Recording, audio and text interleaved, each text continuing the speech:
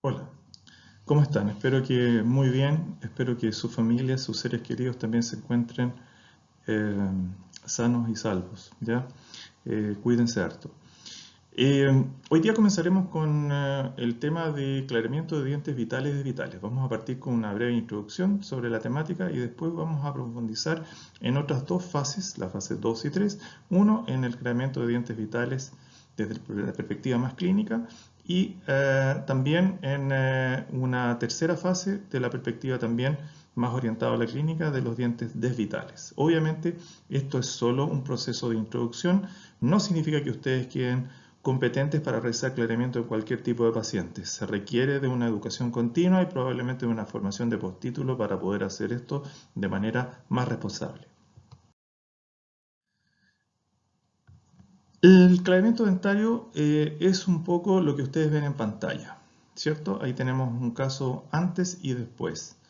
Lo que vamos a ir viendo es básicamente centrarnos en cuál es la relevancia de este tratamiento en el marco de los tratamientos de odontología restauradora y por de pronto podemos decir desde ya que es un tratamiento incorporado entre la línea no invasiva o mínimamente invasiva, lo que es muy bueno dado que no implica la pérdida permanente de estructura dentaria sana para mejorar aspectos estéticos principalmente funcionales o anatómicos del paciente.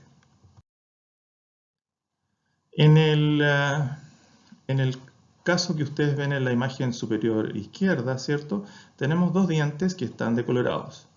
El diente a su izquierda, el incisivo central, corresponde a un diente tratado endodónticamente que, producto de dejar el sello endodóntico al interior de la cámara pulpar, generó un proceso de oxidación del material de sellado endodóntico y produjo una decoloración o una pigmentación marcada, un aumento de la saturación y disminución del valor de la estructura dentaria.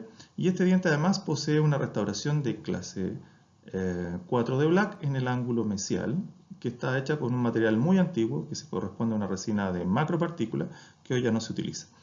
En el incisivo central que ustedes ven a su derecha, o sea, el incisivo central izquierdo del paciente, el diente 2.1, tenemos una decoloración producto de un trauma sin terapia endodóntica, donde el diente, no tengo la radiografía para mostrársela, pero efectivamente es así, ambos dientes, tanto el diente tratado endodónticamente como el diente que está vital, están en buenas condiciones desde el punto de vista de su estructura radicular y no hay evidencia radiográfica de ninguna complicación. Por lo tanto, vamos a hacer un tratamiento combinado en este caso. Ahora, ¿qué es lo interesante? En el resultado, que es lo que ustedes ven abajo, ¿cierto? Ambos dientes fueron clareados con técnicas distintas, vamos a ver cuáles después, y el paciente quedó tan motivado con el tratamiento y después se hizo el clareamiento del resto de los dientes. Ojo, un factor muy importante, y a planteárselo ahora en la introducción, ciertamente hay que indicarle al paciente que los tratamientos previos que él tenga no van a cambiar de color. Los materiales artificiales no cambian de color, solamente cambia de color el tejido dentario. Por lo tanto, si el tratamiento es muy exitoso, las restauraciones estéticas que tenga el paciente en el sector anterior van a ser necesarios, o en el sector visible, van a ser necesarios de ser recambiadas. El craneamiento, como ya lo mencionaba, es una de las terapéuticas que más se incluye dentro de los tratamientos estéticos, dentro de la segunda o tercera prioridad de la odontología, cuarta según el autor, y por lo tanto cada vez tienen mayor preponderancia en la terapéutica cotidiana. El objetivo básico de esta primera presentación es exponer las nociones generales sobre el clareamiento principalmente centrado en lo vital, a pesar de que vamos a dar algunos tips de las alternativas o de las diferencias respecto de los tratamientos desvitales. Primero, el llamado blanqueamiento en realidad no es eso, es un clareamiento, dado que, como ustedes recuerdan de las dimensiones del color, lo que vamos a hacer es modificar el valor y levemente la saturación sin alterar el tinte de los dientes. Su relevancia en odontología constituye, ¿cierto? Les mencionaba, un factor muy importante dado que se considera dentro de tratamientos no invasivos o mínimamente invasivos, que conservan estructura dentaria sana, dicho de otra manera. Y Muy importante también hoy día establecer la importancia de los factores como la translucidez u opacidad, ¿cierto?, de los tejidos, tanto esmalte, más translúcido, dentina, más opaca, respecto de cómo se van a comportar en esta terapéutica. ¿Ya? Les sugiero revisar bibliografía al respecto. Vamos al desarrollo de la primera parte. Entonces, es importante entender la sistemática de los tratamientos de blanqueamiento para que nosotros seamos capaces de explicar a nuestros pacientes con evidencia, con base científica, qué vamos a hacer y por qué. Muchas son las técnicas clareadoras, dependiendo de las alternativas, y es muy importante el diagnóstico. Tenemos que establecer cuál es la causa, dado que no es lo mismo el tratamiento en un diente desvital como en un no vital. Acá tenemos, por ejemplo, uno de los casos más complejos, que es un tratamiento que hicimos hace varios años atrás en un paciente que tenía pigmentación por tetraciclina. La pigmentación por tetraciclina, que afortunadamente hoy día prácticamente no se ve en clínica, está muy enraizada en un grupo importante de pacientes que consumieron el antibiótico tetraciclina durante la década de fines del 70. Esos pacientes en general presentan una pigmentación parduzca con bandeado que es muy difícil de retirar, y después vamos a ver por qué. ¿Dónde entonces radica la importancia, si es un tratamiento relativamente simple desde el punto de vista técnico, en que un odontólogo estudie el tratamiento? En que los efectos secundarios, el diagnóstico, o sea, la causa y la etiología, se tratan y se manejan de manera distinta. Por ende, si repetimos, las técnicas de aclaramiento son simples, pero la base científica es de alta complejidad, y eso es importante. Existen múltiples productos, hoy día algunos de ellos ya no están en el mercado, hay otros nuevos, pero es importante entender la lógica sobre la cual funcionan. Cuando ustedes lean un prospecto, vayan a la composición química, eso es relevante. Básicamente se van a encontrar con 3 alternativas de productos desde el punto de vista químico, con diferentes nombres, diferente mercadotecnia, con mucha publicidad, pero finalmente son fáciles de resumir en 3 grandes grupos de productos. Ya vamos a ver cuáles. Sabemos entonces como clínicos qué es lo que tenemos que hacer, cuáles son los efectos secundarios, qué técnica vamos a emplear y en qué paciente. Lo vamos a analizar. El temario es lo que ustedes ven en pantalla, después lo pueden revisar más a profundidad y vamos a ir avanzando punto a punto. En cuanto a los aspectos generales, indicaciones, contraindicaciones y efectividad, podemos decir que el tratamiento de aclaramiento es un tratamiento muy antiguo. Ya se utilizaba en la antigua Roma, en el Imperio Romano, donde ellos utilizaban un producto que se llamaba urea de Portugal. En términos simples, no es otra cosa que el pipí de los portugueses, orina, ¿ya? Y afortunadamente para los romanos, esto sí tenía una base científica, porque el material esencial con el cual vamos a trabajar, que es peróxido de hidrógeno, otra de sus denominaciones es peróxido de urea. Entonces, este tratamiento un poco empírico tenía una base científica. El primer reporte como tal en una publicación científica data del siglo XIX, fines de este, donde se presenta el tratamiento con un material que se llamaba ácido oxálico. El ácido oxálico es muy cáustico y obviamente no se debe usar en tratamientos clareadores porque producía mucho daño. Producía aclaramiento, pero producía mucho daño intrapulpar. Repasando más historia, ¿cierto? Podemos decir que la primera evidencia reportada de uso de peróxido de hidrógeno data del año 1884. Hoy día cada vez se usa menos peróxido de hidrógeno por básicamente 2 factores. Uno, se difunde rápidamente y por lo tanto su efecto es de corta duración. Y segundo, tiene un pH muy ácido, lo que aumenta los riesgos de sensibilidad y de otros aspectos muy importantes que vamos a conversar más adelante, que es la reabsorción radicular. En el año 1968, un ortodoncista descubrió por casualidad que sus pacientes en los controles fotográficos que él hacía antes y después de sus tratamientos cambiaban el color dentario, básicamente la propiedad de valor, y a pesar de que él tomaba las fotografías en forma estandarizada, esto se daba de nuevo en muchos de sus pacientes, y él pudo atribuirle a que él les indicaba como terapia paliativa o complementaria a su higiene oral, producto de la necesidad de utilizar aparatología fija, que obviamente, como ustedes saben, dificulta el autocontrol del biofilm, un colutorio de peróxido de carbamida. Y él podía, a diferencia de sus colegas que no utilizaban esto, atribuir como variable, nunca lo estudió a profundidad, pero sí lo dejó consignado. En el año 1918, el autor Abbott por primera vez publica la utilización de peróxido de hidrógeno de alta concentración catalizado por luz y calor. Hoy día no se recomienda la utilización de peróxidos de alta concentración y menos aún el uso de catalizadores, ya que eso aumenta el riesgo de reabsorción radicular. Hoy día los europeos tienden a sugerir la utilización del perborato de sodio, que es una formulación en la modalidad de una sal, por lo tanto más alcalino, del mismo peróxido de hidrógeno y de una liberación más lenta, para la terapia endodóntica, para la terapia de clareamiento de dientes tratado endodónticamente. En la historia reciente podemos decir que a fines del 1980, un trabajo de investigación determinó, ¿cierto?, que efectivamente esto que había encontrado este ortodoncista por casualidad, el uso del peróxido de carbamida, que es una formulación en base a una resina que contiene el peróxido de hidrógeno y por lo tanto lo libera en forma lenta, que sí funcionaba como un excelente material clareador, porque permitía una mayor vida media del producto, por lo tanto un contacto mayor en tiempo, una liberación lenta y por lo tanto también la disminución de los efectos secundarios y de los riesgos asociados.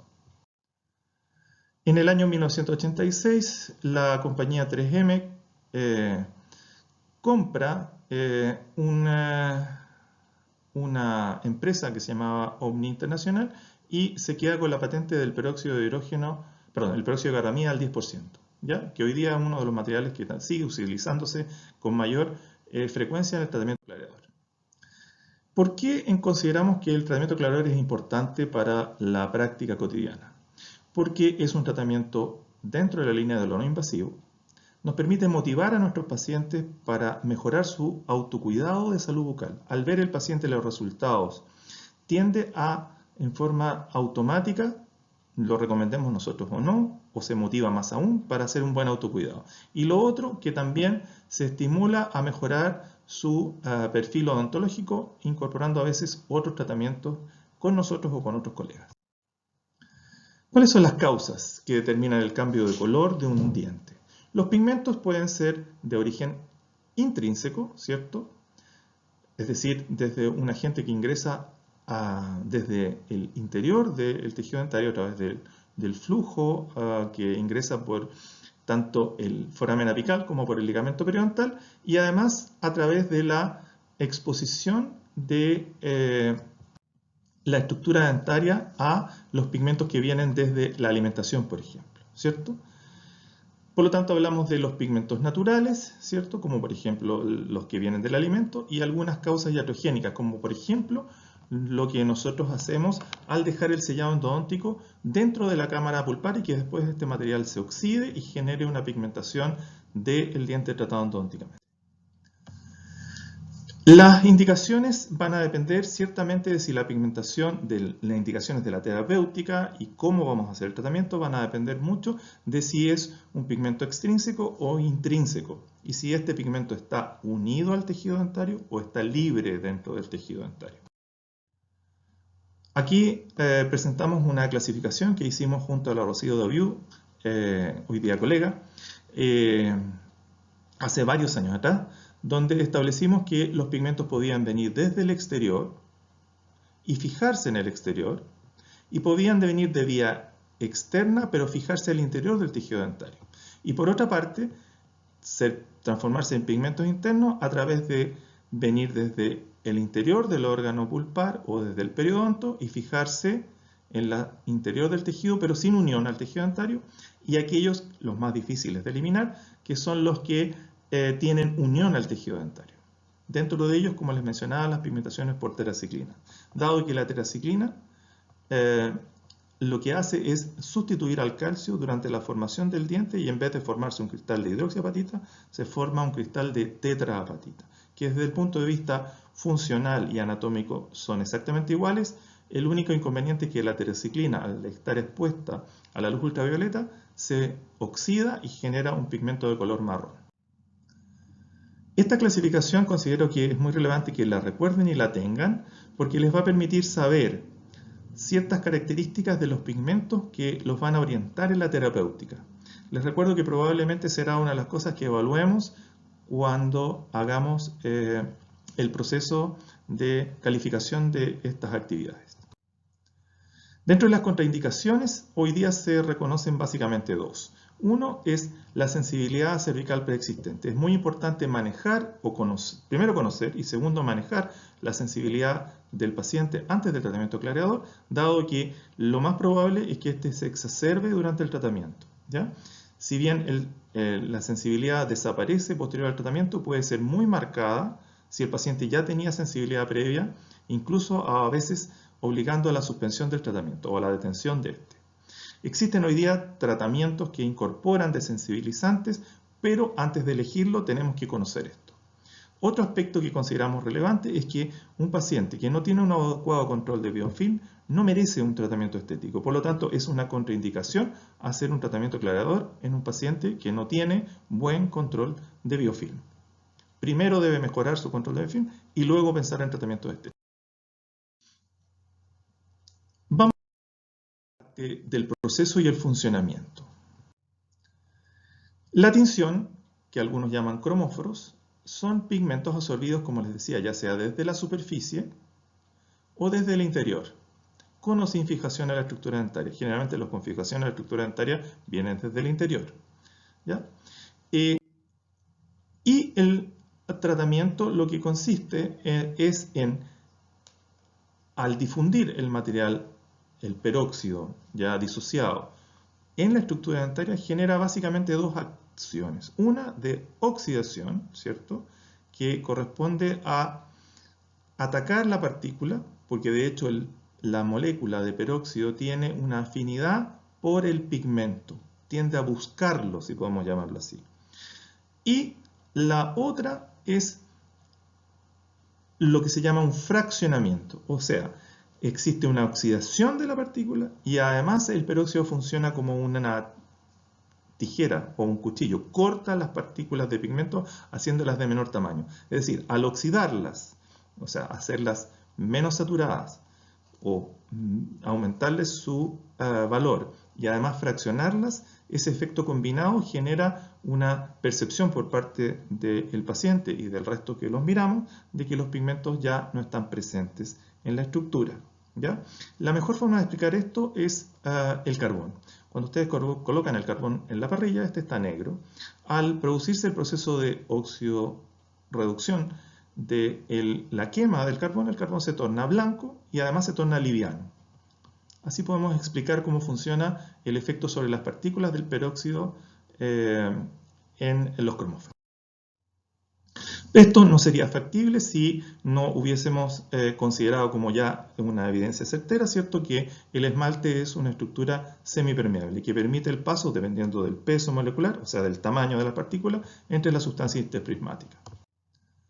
Los cromóforos, entonces, que son muy apetecidos por el peróxido, son atacados por las moléculas que se disocian, obviamente, ¿cierto?, en sus dos componentes, ¿cierto?, y se produce la oxidación y por lo tanto ya no percibimos las moléculas de menor tamaño. El efecto sobre los tejidos y otros aspectos. ¿Qué pasa sobre el tejido dentario? ¿Qué pasa sobre el tejido gingival? ¿Qué pasa sobre la estructura profunda periodontal? Lo que hoy día la bibliografía hace mucho tiempo plantea es que básicamente hay efectos de menor riesgo y efectos de mayor riesgo. El efecto inicial sobre la estructura dentaria, existen dos corrientes que vamos a analizar inmediatamente después. La sensibilidad e irritación gingival es un fenómeno que se puede marcar perfectamente porque la idea es que el material no tenga contacto con los tejidos gingivales y eso es muy importante cuando uno va a hacer técnicas intraconsulta, ¿ya?, que no se las sugerimos. Eso queda para un especialista.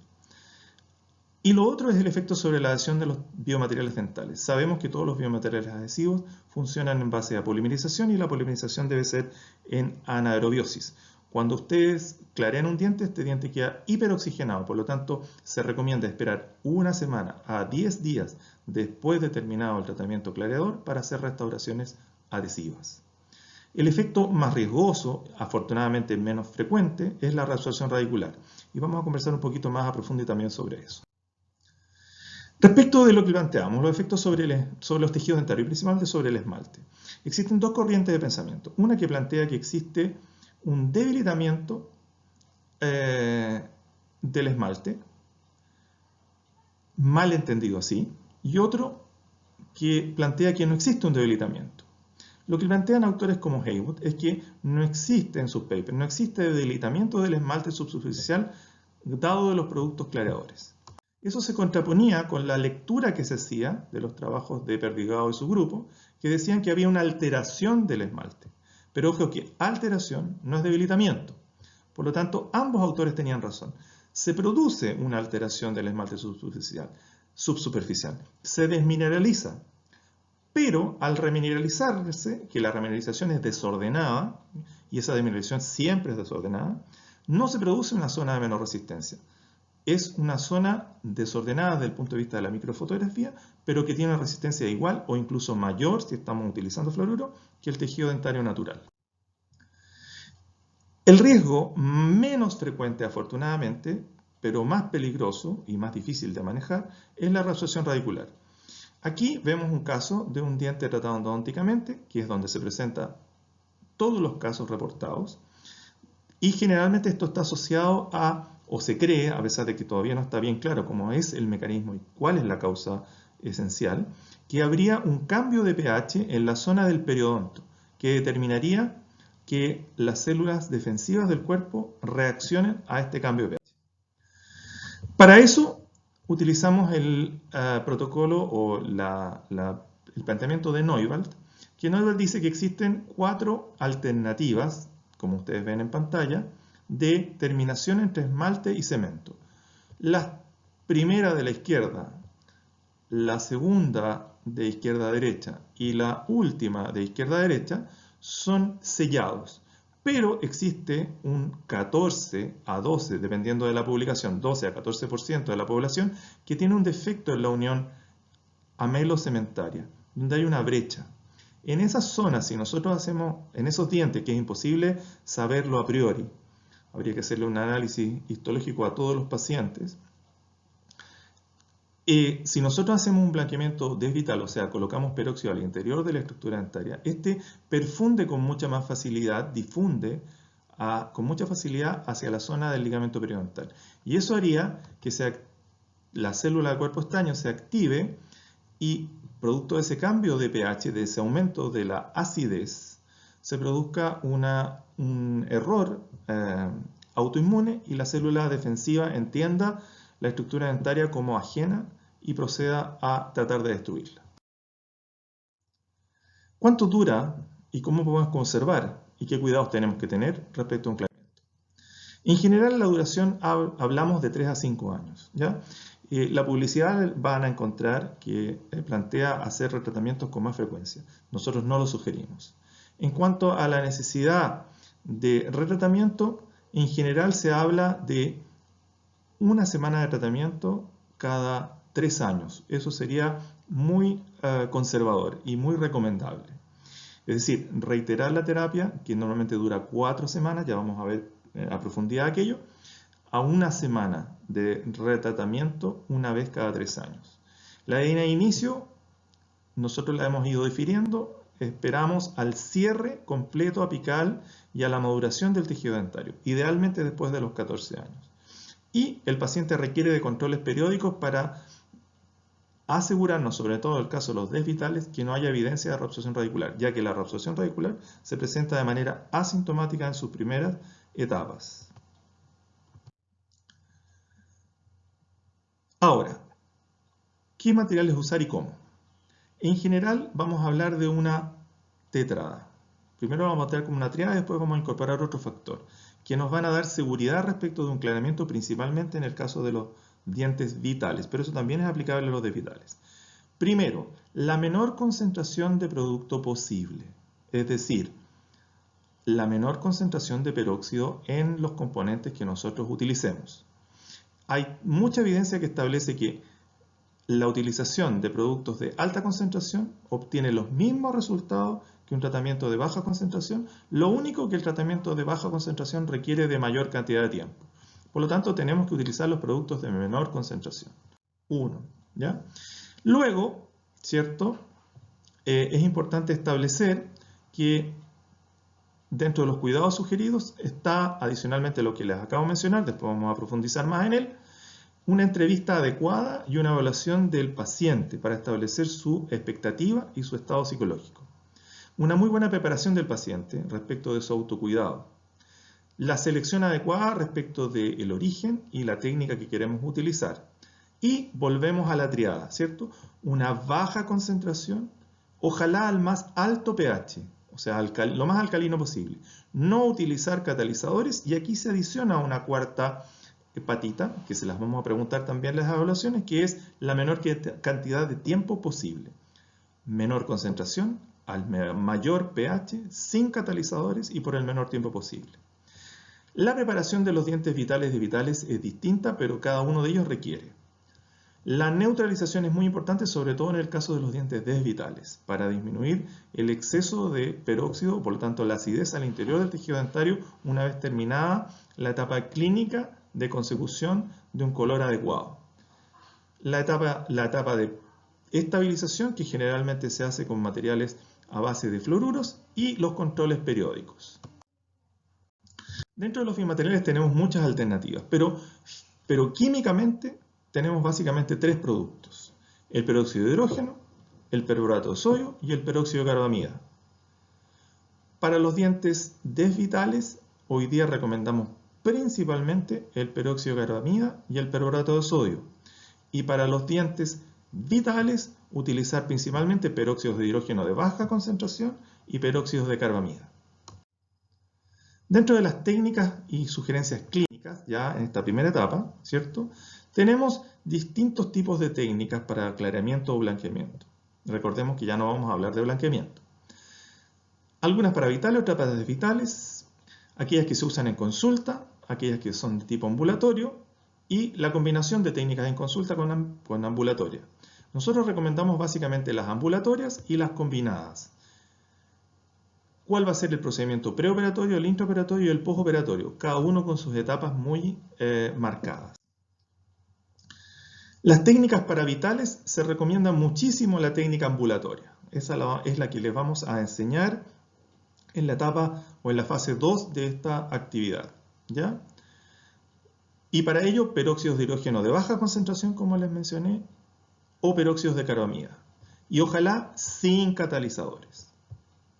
Para los dientes desvitales, ojalá técnicas intraconsulta se pueden combinar con una técnica ambulatoria, pero la técnica ambulatoria sola no funciona tan bien. Y para esto recordamos que sugerimos productos de alto pH, o sea pH alcalino, como perborato de sodio o peróxido de carbamida. Ojalá no peróxido de hidrógeno y sin catalizadores.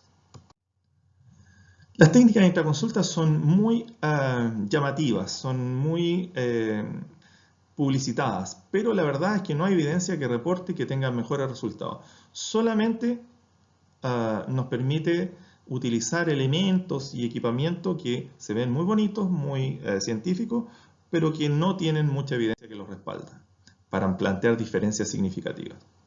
En cuanto a la técnica, en la fase preoperatoria hablamos de una anamnesis, ¿cierto?, donde dijimos que era muy importante establecer el estado psicológico y las expectativas del paciente. Un muy buen examen clínico para establecer con certeza cuál es la causa de la decoloración dentaria, una explicación del tratamiento al paciente muy acabada, registros de color y registros radiográficos para resguardar al clínico y al paciente. Ya no se recomienda la premedicación con AINES. En algún momento se utilizaron antiinflamatorios no esteroidales como una técnica para manejar la sensibilidad. Hoy día se reconoce esa sensibilidad como un muy buen indicador de que estamos manejando tal vez en forma agresiva nuestro tratamiento y por lo tanto ya no se usan los AINE porque enmascaran ese signo que es la sensibilidad. Las impresiones para modelo en el caso del tratamiento de clareamientos vitales, ¿cierto? Una primera profilaxis de la estructura dentaria y una reinstrucción de higiene oral. En el intraoperatorio, para los dientes vitales, vamos a hacer la prueba de ajuste de las cubetas. Una segunda profilaxis. Si vamos a usar técnicas combinadas, vamos a proteger y aislar al paciente para utilizar el producto que generalmente es de alta concentración. Una protección también del equipo de trabajo. Procedimientos, hacemos intraconsulta, todos los que sean necesarios. El manejo de los efectos secundarios, principalmente la sensibilidad y la irritación. Las indicaciones, si es que vamos a continuar con una técnica ambulatoria supervisada profesionalmente, y la citación a controles.